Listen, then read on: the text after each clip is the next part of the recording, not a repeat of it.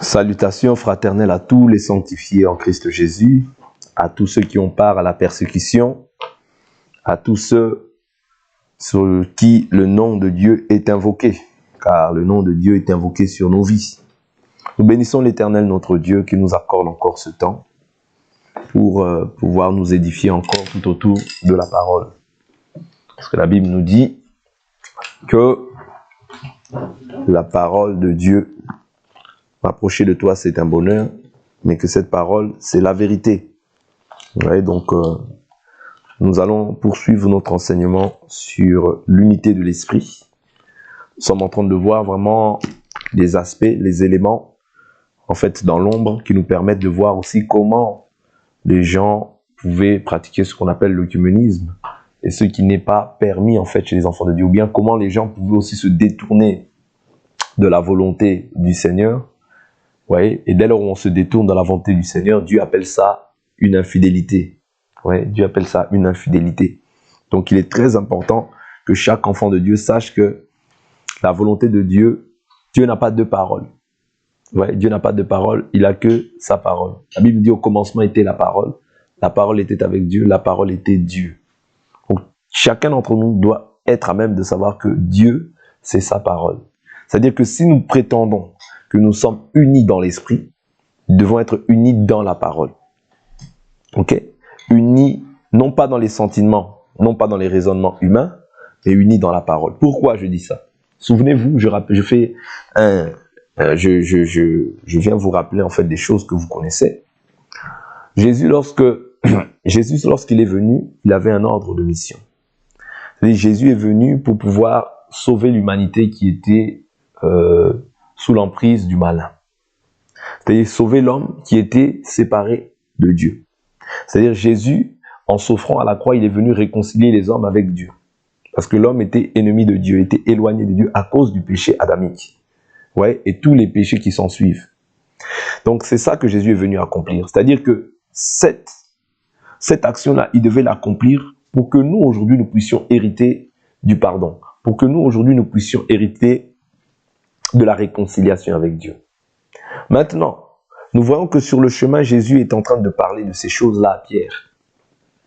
Matthieu chapitre 16. Jésus lui dit, il faut que le Fils de l'homme soit accusé par les anciens. On peut prendre cette écriture rapidement. Matthieu chapitre 16. Chapitre 16, je prends à partir du verset 21. L'écriture dit, Jésus commença dès lors à montrer à ses disciples qu'il lui fallait aller à Jérusalem, souffrir beaucoup de la part des anciens, des principaux sacrificateurs et des scribes, et être mis à mort et ressusciter le troisième jour. Ça, c'était la mission pour laquelle Jésus était venu. Ok? Pierre le prit à part et se mit à lui faire des reproches, en disant, à Dieu ne plaise, Seigneur, cela ne t'arrivera pas. Mais Jésus se retourna et dit à Pierre, arrière de moi, Satan, tu es pour moi un scandale, car tes pensées ne sont pas celles de Dieu, mais celles des hommes. Vous comprenez? Donc, l'unité de l'esprit, c'est pour ça que j'insiste sur ces choses, parce que l'unité de l'esprit voudrait dire que nous sommes unis non pas, nous nous assemblons non pas selon les pensées des hommes, mais selon la pensée de Dieu. Parce que toute pensée des hommes vient fausser ton salut. Toute pensée des hommes vient t'éloigner, en fait, de l'unité avec Dieu. Sauf la pensée qui s'accorde avec ce qui est écrit. Et là, nous croyons que c'est l'esprit qui t'inspire. Mais toute pensée, par exemple, quand on voit Jéthro, quand il vient voir Moïse, il dit non, si tu vas t'épuiser ainsi, choisis des hommes, vous voyez, choisis des hommes intègres, ennemis du gain. Vous voyez, là, c'était un conseil qui venait de l'Esprit de Dieu. Okay? Donc, on doit savoir discerner ce qui sort de la bouche. Parce que les pensées des hommes, nous ne pouvons pas les attribuer à Dieu. C'est comme ça qu'on sera unis dans la pensée de Dieu.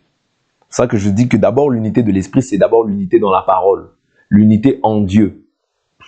Mais si chacun ramène sa pensée, si chacun ramène sa manière de raisonner, si chacun ramène sa pierre, et qui dit non, moi, je taille cette pierre, je la pose comme je veux. Ce n'est pas comme ça.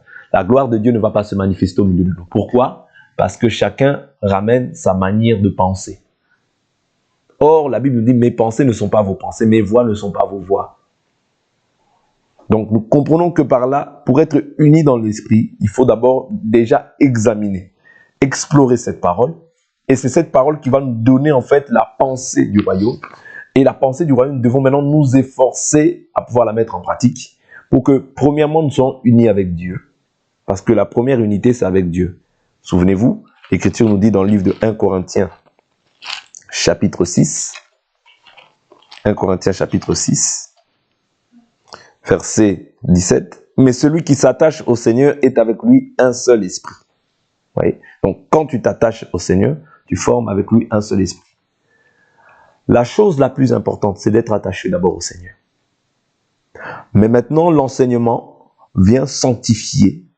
Oui, vient nous sanctifier. Pourquoi?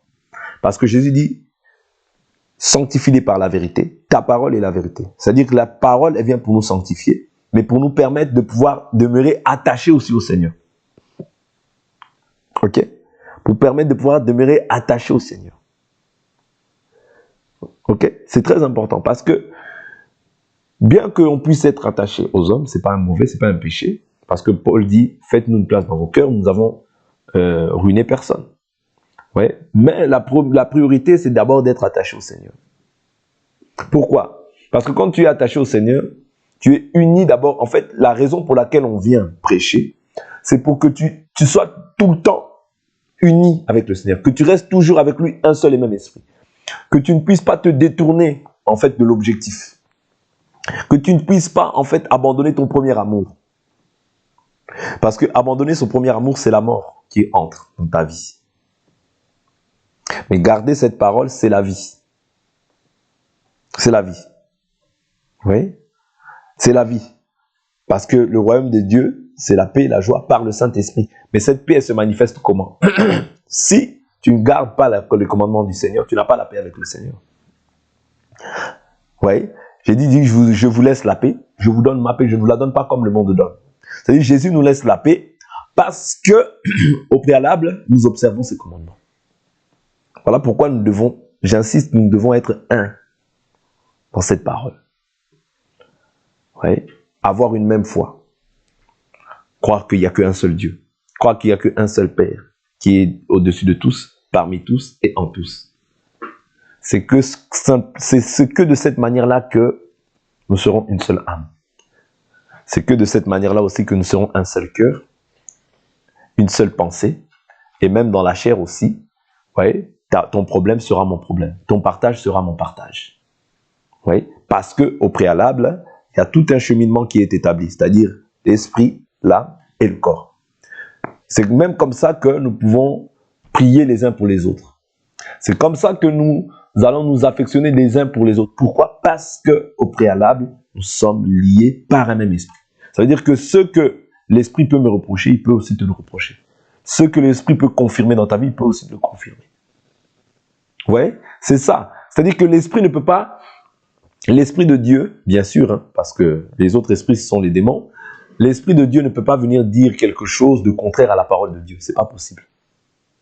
Si l'esprit de Dieu dit quelque chose, la Bible nous dit cette parole subsiste scellée. Ouais, cette parole subsiste scellée. C'est un sceau. C'est-à-dire Dieu ne va pas changer de parole. Non. C'est pour ça que je vous ai dit hier que pourquoi Pierre et Paul n'étaient pas au même endroit. Mais Paul, lorsqu'il est venu leur présenter l'évangile, ils lui ont donné la main d'aide d'association en signe de communion. Ouais, c'est-à-dire qu'ils prêchent le même évangile que nous. Mais pourtant, ils n'étaient pas au même endroit. Ouais, c'est-à-dire l'esprit ne peut pas se contredire. L'esprit ne peut pas se contredire. Quelqu'un qui prétend avoir le Saint-Esprit et qui fait des choses qui sont contraires à la volonté de Dieu, c'est qu'en fait, il refuse de pouvoir se soumettre à la volonté de Dieu. L'esprit ne peut pas te dire à toi, ça c'est pas bon, et dire à l'autre, ça c'est bon. Non, ça c'est pas Dieu. Oui, ça c'est pas Dieu. Et qu'est-ce qui va nous montrer, en fait, qu'il y a une personne qui est dans le vrai ou dans le faux? C'est la parole. Voilà pourquoi l'Écriture dit, comme notre sœur a dit tout à l'heure, ta parole est une lampe à nos pieds, une lumière sur notre sentier. Oui.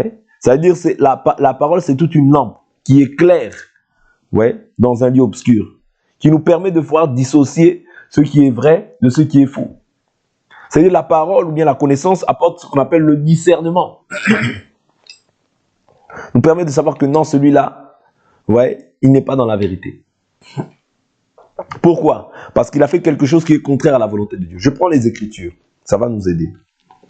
Je prends quelques Écritures. Hier, nous avions pris le livre de Josué, où nous avons vu que la demi-tribu des Gadites et des Manassites, lorsqu'ils ont traversé le Jourdain, je crois, si je ne m'abuse, ils ont fait un autel.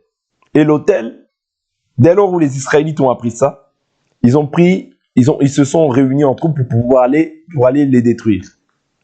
Mais ils ont dit non, nous n'avons pas fait cet autel-là pour pouvoir offrir des sacrifices, mais simplement comme un signe, vous voyez, que nous aussi nous servons Dieu, afin que quand vos enfants plus tard, vous voyez, grandiront, ne diront pas que nous ne servons pas Dieu. Vous voyez, c'est-à-dire qu'il y avait un modèle qui était établi. Voilà pourquoi, quand on voit un modèle qui est contraire, on ne peut pas aller offrir. Parce que aller offrir, c'est attirer la colère de Dieu sur soi. Parce que le temple, le lieu où il fallait offrir, c'était à Jérusalem. Et ça restait comme une fondation. C'est-à-dire que c'était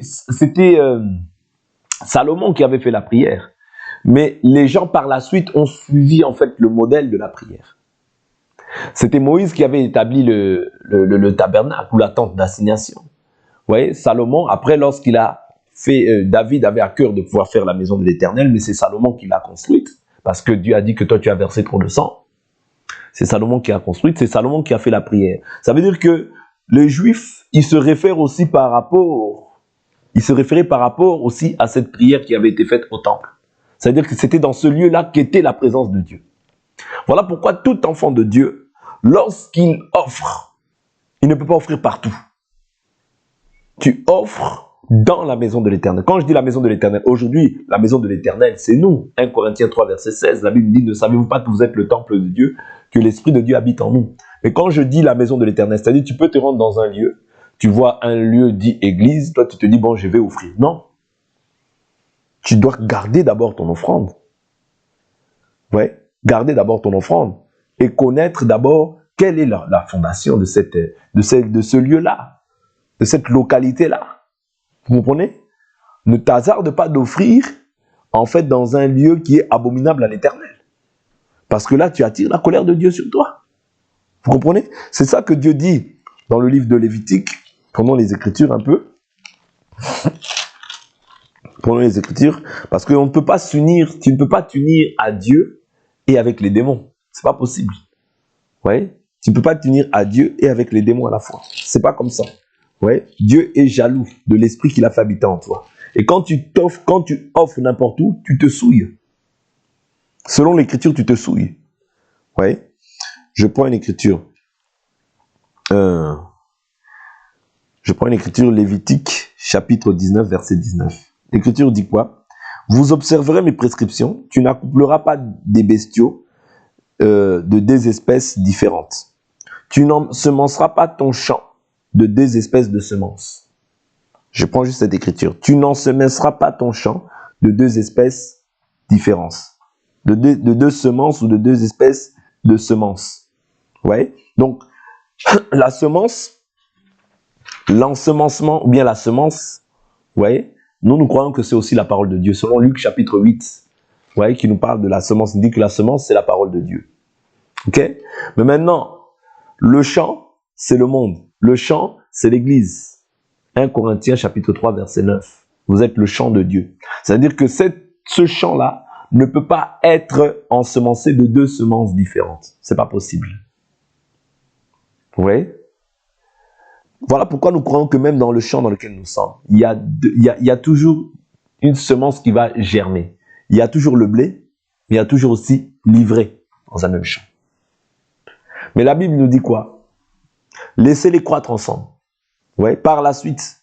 Ouais, par la suite. Qu'est-ce que dit l'Écriture? Dans un même champ, il y a toujours les fils de Dieu, les fils du diable. Ouais. La parabole du blé et de l'ivraie, du blé et de l'ivraie. Matthieu chapitre 13, verset 24. Il leur proposa une autre parabole et dit, « Le royaume des cieux est semblable à un homme qui a semé de la bonne semence dans son champ. Mais pendant que les gens dormaient, son ennemi vint, sema l'ivraie, et au milieu du blé, et s'en alla. Lorsque le blé, ouais, c'est-à-dire l'ennemi, pendant que quoi? Pendant que l'homme, non, il dit, voilà, mais pendant que les gens dormaient, son ennemi vint, sema de l'ivraie au milieu du blé, et s'en alla. Lorsque le blé eut poussé en herbe et donné du fruit, l'ivraie parut aussi. Les serviteurs du maître de la maison vinrent lui dire, « Seigneur, n'as-tu pas semé de la bonne semence dans ton champ?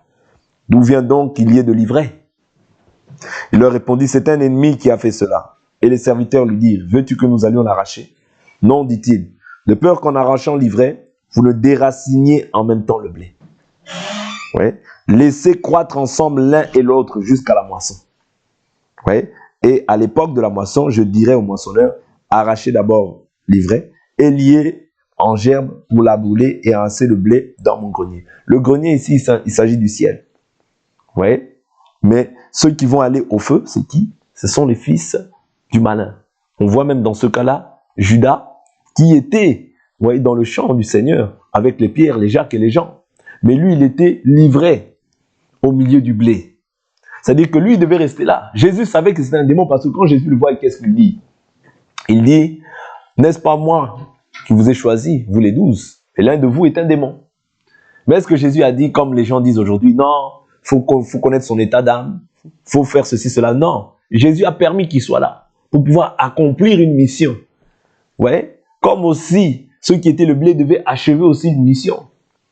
Mais lui aussi devait accomplir une mission, c'est-à-dire livrer le Messie, parce que le blé ne peut pas livrer le Messie. Le blé ne peut pas. C'est-à-dire les Pierre, les Jacques, les Jean, eux qui étaient la bonne terre. Vous voyez? C'est eux qui étaient la bonne terre. Mais Judas était la terre qui était choisie par Dieu pour pouvoir livrer le Seigneur. Vous comprenez? Donc c'est très important que nous comprenions que nous ne pouvons pas ensemencer de deux espèces de semences le même champ. Non. Ça veut dire que nous avons une seule semence qui est la parole. Nous ne pouvons pas prendre une autre semence venant de l'ennemi. Nous ne pouvons pas prendre en fait les caractères ou bien les choses qui ne sont pas de Dieu et pouvoir les transmettre aux hommes. De la même source ne peut sortir l'eau douce et l'eau amère. Si, quand on te prêche, tu deviens amer en toi-même, comprends que la source est mauvaise. Quand Dieu te met dans un corps, dite localité d'église, Dieu, quand tu ressens en toi-même que les gens cherchent à te culpabiliser, que les gens cherchent à t'écraser, que les gens cherchent à te diminuer dans la prédication, la source est mauvaise. Ouais, la source est mauvaise. La prophétie vient pour édifier, exhorter, consoler. Vous comprenez? Ça, il faut le connaître parce qu'il faut comprendre. Pourquoi? Parce que on ne peut pas chercher à culpabiliser les enfants de Dieu. Non. Lorsqu'on voit les apôtres, lorsqu'on voit Barnabas, vous voyez, il encourageait les gens, il les exhortait à demeurer dans la foi. Vous comprenez? Donc, c'est comme ça que, c'est-à-dire, l'homme, celui qui est là, qui est le berger, doit toujours encourager, doit toujours fortifier celui qui est faible, doit toujours pousser la personne à faire davantage d'efforts, à faire davantage des efforts, c'est-à-dire l'exhorter à faire ce qui est agréable au Seigneur. Mais là où il y a lieu de corriger, on corrige. Mais la correction, c'est pas tout le temps. Tu corriges tout le temps, tout le temps. Non, non, non, non, non, c'est pas comme ça. Ta houlette, ton bâton me rassure. Vous voyez? Donc c'est très important. Parce que quand tu sens que, même dans ton cœur, une prédication te rend amer, tu sens que tu deviens, au lieu d'être bon, parce que la Bible est claire, hein, le fruit de l'esprit, c'est l'amour. C'est-à-dire, la parole doit produire en toi l'amour. La parole doit produire en toi les bons sentiments, les sentiments qui étaient en Christ. Les sentiments d'amour, les sentiments de joie, les sentiments de paix, les sentiments d'humilité, les sentiments qui étaient en Christ. Mais quand ça produit quelque chose d'autre, sache que la source n'est pas bonne. Sache qu'on est en train de produire en toi une semence qui est contraire à ce que Dieu attend de toi.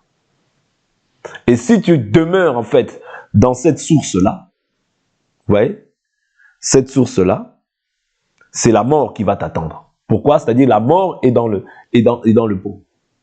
C'est la mort qui est dans le pot. Ouais.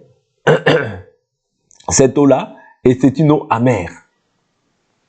Et quand l'eau est amère, vous voyez, la chose que les gens font, c'est assaisonner. C'est jeter du sel. C'est pas moi qui le dis, c'est le livre de 2 Rois, chapitre 1. On peut prendre cette écriture rapidement. C'est très important ce que je vous dis. Pourquoi? Parce qu'on ne peut pas être uni, tu ne peux pas t'unir avec, voilà, admettons, parce que quand nous prêchons, nous tissons un lien. C'est ce que je suis en train de vous dire depuis le début de cet enseignement. Nous tissons un lien. Ce lien-là ne peut pas être ne peut pas être une semence qui est contraire à la volonté de Dieu, qui est contraire à la parole de Dieu, qui ramène l'animosité, qui ramène la haine. Non. Ouais, non. C'est-à-dire que c'est autre chose, c'est une autre source à laquelle tu es en train de boire. Tu n'es pas en train d'être abreuvé par Dieu, mais tu es en train d'être abreuvé par les pensées des hommes. Et la pensée des hommes, si ça crée en toi l'animosité, si la prédication crée en toi l'animosité, la querelle, la jalousie, la haine, ça veut dire que la source est mauvaise.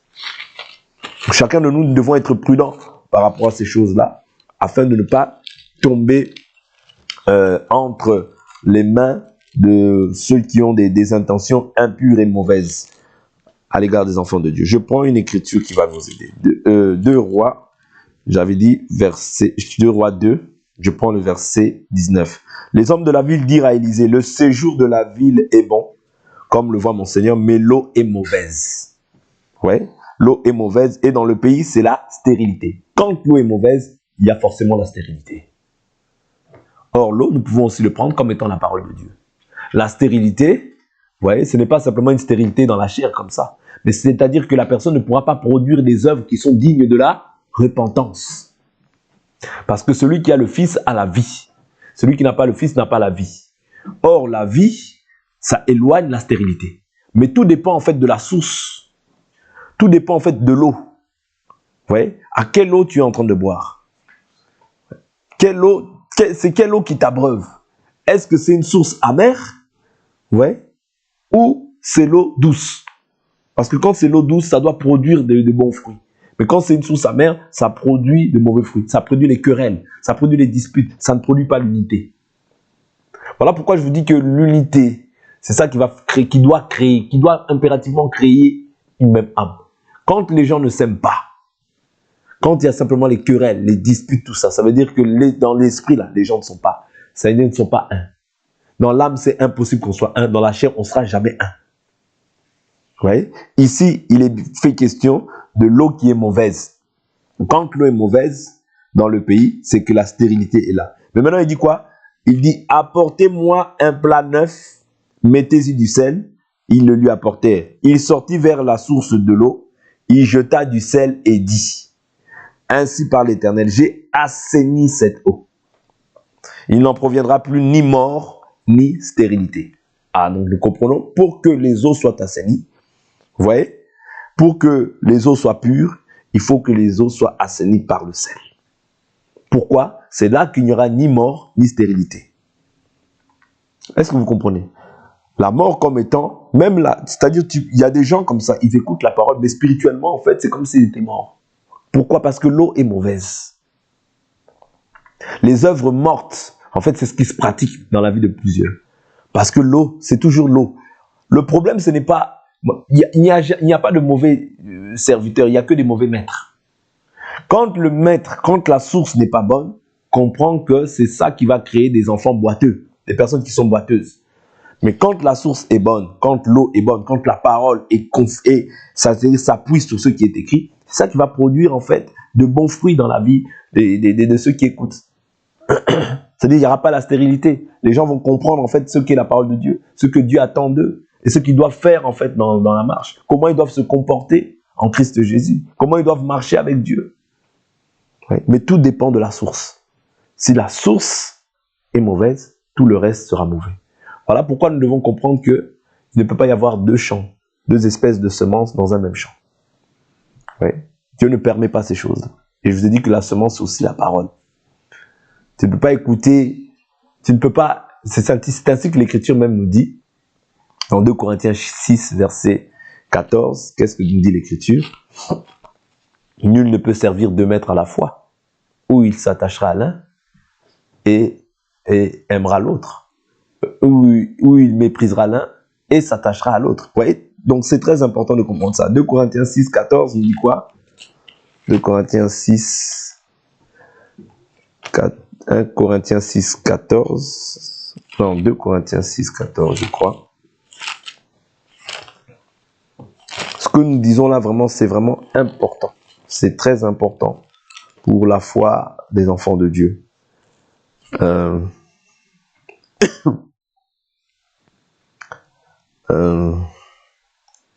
Je prends à partir du verset 16. Quel contrat d'alliance entre le temple de Dieu et les idoles? Car nous sommes le temple de Dieu vivant, comme Dieu l'a dit, j'habiterai au milieu, je marcherai au milieu d'eux, je serai leur Dieu, ils seront mon peuple. Ok? Donc, quel contrat d'alliance entre le temple de Dieu et les idoles? Une idole, c'est bien sûr ce qu'on vénère, comme étant Dieu alors que ça ne l'est pas.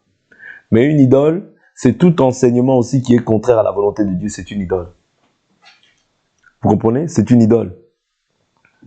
Parce que Dieu ne partage pas sa gloire avec les hommes, ni son honneur avec les statues.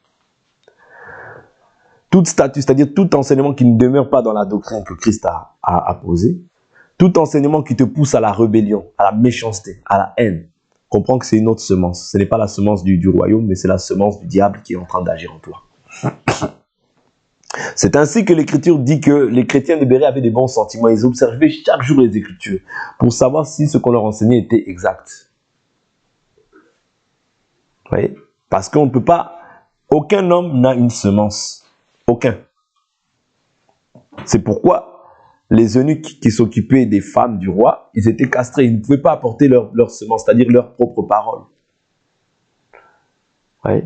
Puis ils devraient simplement laisser le roi donner sa parole, ouais, pour pouvoir faire en sorte que les femmes, ouais, puissent être... C'est-à-dire les femmes ne pouvaient prendre que la semence qui venait du roi et non pas la semence qui venait des eunuques. C'est pour ça que les eunuques, ils étaient castrés. Ouais. Donc c'est très important de comprendre ça. Pourquoi je vous dis ça? Parce qu'aujourd'hui, la Bible nous dit quoi dans Acte 20? C'est ce que Paul dit dans d'autres manières. Paul dit, il dit, je sais qu'après mon départ, s'introduiront des loups redoutables qui n'épargneront pas la bergerie. Et ils feront quoi? Ils attireront les disciples après eux et non pas après Christ. Vous comprenez? C'est-à-dire que quand on t'attire après, quand on te présente une personne, bien quand la personne se déguise en apôtre de Christ, mais qui cherche à t'attirer, non pas après Christ, mais après une personne, c'est dangereux. Vous voyez? Toute prédication qui n'est pas fondée sur Christ, tout enseignement qui ne trouve pas pour soubassement Jésus-Christ, c'est un faux enseignement. Parce que l'enseignement, il n'est pas basé sur ta coutume, ni sur tes traditions, ni sur ce que toi tu penses, ni sur ce que toi... Non, tout ce que tu dis doit avoir un fondement. Oui. Un fondement, une fondation. Tout ce que tu fais comme acte doit trouver un soubassement dans la parole. Sinon, c'est une pensée humaine. Et toute pensée humaine, l'homme ne peut pas l'accepter. Quand tu acceptes une pensée humaine, c'est comme si tu acceptais la pensée du diable. Voilà pourquoi toute pensée que nous posons, nous enseignons, nous devons toujours avoir un soubassement biblique. On ne peut pas être unis dans les pensées humaines. Non. Ouais. C'est ainsi que l'Écriture nous dit, nous renversons les raisonnements. 2 Corinthiens 10, verset 4. 2 Corinthiens 10, verset 4. 2 Corinthiens chapitre 10, verset 4, l'Écriture nous dit, 2 Corinthiens 10, verset 4, car les armes avec lesquelles nous combattons ne sont pas charnelles, mais elles sont puissantes devant Dieu pour renverser des forteresses. Les forteresses se trouvent où? Vous voyez? Les forteresses, c'est quand les gens faisaient les guerres, c'est-à-dire les gens qui étaient en hauteur, ils avaient la possibilité de voir ceux qui étaient vers le bas. Vous comprenez? Nous croyons qu'au jour d'aujourd'hui, il y a aussi des forteresses dans la vie des hommes. Mais qui sont érigées par qui? Par les principautés, les autorités, les pouvoirs, les trônes, les esprits du mal dans les lieux célestes et les dominateurs des ténèbres d'ici-bas. C'est-à-dire l'armée de Satan qui jette en fait ces forteresses-là dans la vie de l'homme pour que l'homme ne puisse pas croire à la parole de Dieu, pour que l'homme puisse s'endurcir à la parole du Seigneur. Et souvent aussi, il y a des personnes que le Satan va utiliser comme étant des serviteurs du diable pour pouvoir apporter des raisonnements dans la vie des personnes, mais des raisonnements qui ne trouvent pas de fondation en fait sur la parole. C'est ce que je dis que nous ne devons pas accepter, que nous devons rejeter en bloc. C'est ainsi que Paul dit, nous ne combattons pas, car les armes avec lesquelles nous combattons ne sont pas charnelles, mais elles sont puissantes devant Dieu, okay, pour renverser les forteresses. L'objectif de la prédication, c'est de renverser aussi les forteresses qu'il y a dans la vie des personnes. Parce que bien que les personnes aient accepté Jésus, mais le diable, sachant qu'il rôde tout autour de nous, cherchant qui il dévorera, il va toujours essayer par toutes les stratégies de pouvoir détourner l'attention des enfants de Dieu de la vérité de la parole. Voilà pourquoi nous devons nous efforcer de renverser les forteresses. Non pas seulement les forteresses. Parce que, sachant que quand tu étais en dehors de Christ, tu étais voilé. Parce que la Bible nous dit que tous ceux qui ne croient pas à l'évangile de Christ, la Bible nous dit, dans le livre de 2 Corinthiens 4, pardonnez-moi, il dit quoi? Il dit, si notre évangile est voilé, il est voilé pour ceux qui périssent, pour les incrédules, dont le Dieu de ce siècle a aveuglé les pensées, afin qu'ils ne voient pas le glorieux évangile de notre Seigneur Jésus-Christ, qui est l'image de Dieu. Mais maintenant, c'est pas parce que le voile est ôté qu'il n'y aura pas des raisonnements, des hauteurs, des forteresses qui vont s'élever dans ta tête. C'est ainsi que Paul dit, nous renversons les forteresses, nous renversons les raisonnements. Les raisonnements qui veulent s'élever. Et toute hauteur qui s'élève contre la connaissance de Dieu. Et nous amenons quoi? Toute pensée captive à l'obéissance de Christ. Est-ce que ça c'est physiquement qu'il le fait? Non. C'est spirituellement qu'il le fait. Afin que les gens ne puissent pas rapporter des raisonnements. Ne puissent pas en fait avoir les forteresses. Ça c'est un combat qui se fait dans l'esprit. Ce n'est pas un combat comme ça qui se fait dans la chair. Voilà pourquoi l'Écriture nous dit, ce n'est ni par la puissance, ni par la force, mais c'est par ton esprit, dit le Seigneur. Très important. L'unité commence aussi par ces choses-là. L'unité de l'esprit. Un dans l'esprit, un dans l'âme, un dans la chair. Mais cela ne se fera jamais sans combat. Cela ne se fera jamais sans... Il faut comprendre qu'il y a un ennemi qui est là, qui te guette, pour que tu ne puisses pas arriver à manifester en fait l'unité de l'esprit, premièrement avec Dieu, secondement aussi avec les frères, parce que l'Écriture nous dit, aimez-vous les uns les autres, à ceux-ci tous connaîtront que vous êtes mes disciples, si vous avez de l'amour les uns pour les autres. Voilà pourquoi il faut comprendre que l'unité, c'est quelque chose qui est combattu, même dans un couple. Quand les gens vous voient unis, dans une famille, quand les gens vous voient unis, ils n'aiment pas. En réalité, ce n'est pas eux, mais c'est le diable qui ne veut pas ça. Parce qu'il sait que l'Écriture dit quoi? Tout royaume divisé ne peut pas subsister. Toute maison détruite ne peut pas subsister. C'est-à-dire, pour subsister, il faut d'abord être uni. Pour subsister dans tout ce que tu fais, apprends d'abord à être uni. Même plus tard, quand tu seras dans ton mariage, apprends d'abord à être uni. Mettez vos divergences de côté. Prenez d'abord ce qui est essentiel, mettez-le au centre de tout ce que vous faites et vous verrez que vous irez de l'avant. Mais si vous êtes déjà divisé, tout divisé, sachez que vous allez être aussi détruit par la suite. Mais quand vous êtes unis, c'est une force.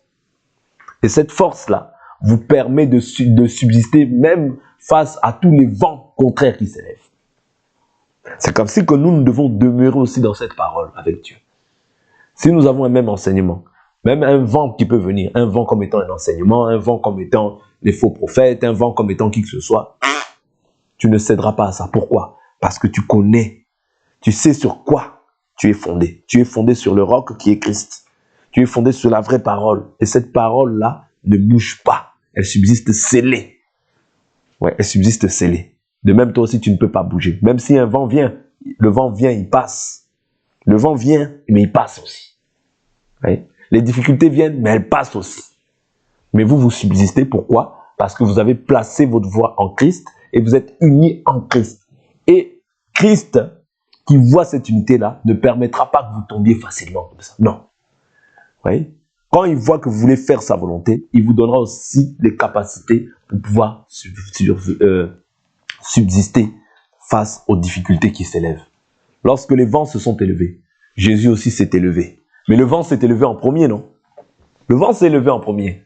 Jésus était dans la barque, il dormait. Mais quand Jésus s'est levé, il y avait un temps où le vent s'est levé. Il y avait un temps où le vent a fait son désordre, mais il y a un temps où Jésus aussi a dit stop. Il y a toujours un temps où Jésus dit stop à toutes les souffrances, à toutes les difficultés que tu peux traverser. Cela ne peut pas ne peut pas entacher sur l'unité que tu dois avoir, non seulement premièrement avec le Seigneur, mais l'unité aussi que tu dois avoir avec tes frères et tes sœurs, avec ta femme, avec tes enfants, avec tous ceux qui sont chers à tes yeux. Vous voyez, donc c'est très important de comprendre ces choses-là. Donc, à retenir, nous ne pouvons pas avoir deux espèces de semences dans un même champ. Et s'il y a deux espèces de semences, c'est une source qui est mauvaise. Nous devons en fait nous séparer de cela. Nous ne pouvons pas embrasser un autre évangile. Un autre évangile, c'est s'éloigner du salut. Que l'Éternel Dieu nous bénisse pour aujourd'hui. On s'arrête là, on va prier.